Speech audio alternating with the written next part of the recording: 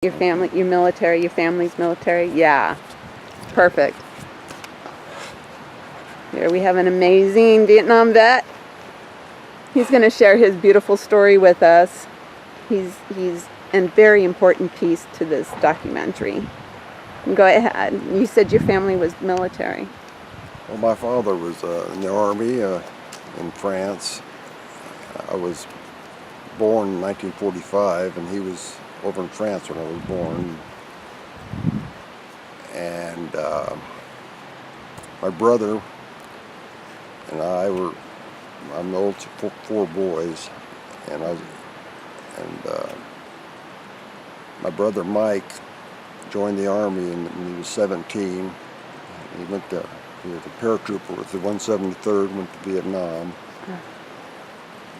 And I joined when I was 20, instead of being drafted.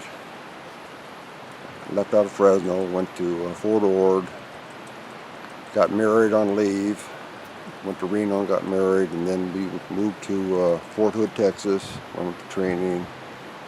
And then we moved to Fort Benning, Georgia, where my second child, my son, was born in Fort Benning in '66.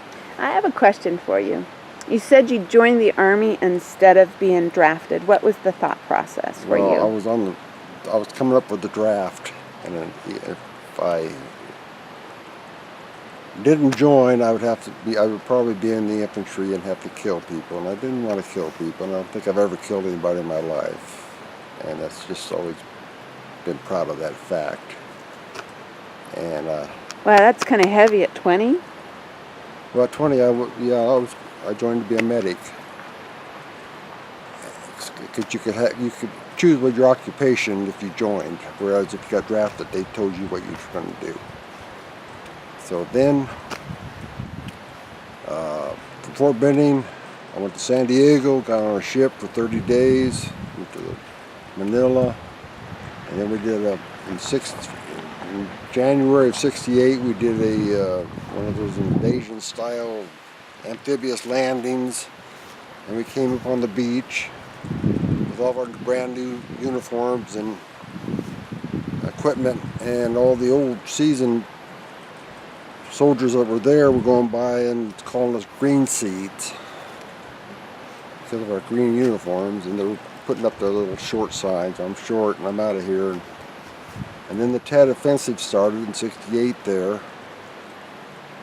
and we were just like a bunch of kids, and we didn't really know what we were doing, but if you didn't do your job right, somebody died, and there were just thousands of people coming in with wounded and dying in '68, early '68. So can you say that this worked against the grain of what you really felt, who you were on the inside? What's that? More killing people? Just having to go military when you knew that you were greater in a sense of energy. No, I was just a little cotton picker out of the San Joaquin Valley. I was one of those little kids, and you see the pictures in the '40s with the coveralls down at Clovis and Sanger and Selma. And my mother moved out of the Indian Reservation in Texas to the Dust Bowl, and met my father in a packing shed out of Selma. So your mom's a Native American? She's a Choctaw. She's a full-blood, half-breed Choctaw. And so she's a natural healer. She's just a mean woman.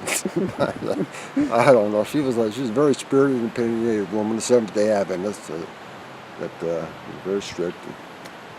So anyway,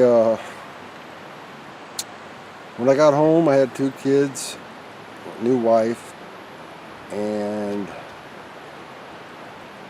I just couldn't sit anymore for the little weekly barbecues and the hunting trips with my family and my in-laws anymore, and so I got divorced, found me a wild woman who had another son, and divorced her, and then I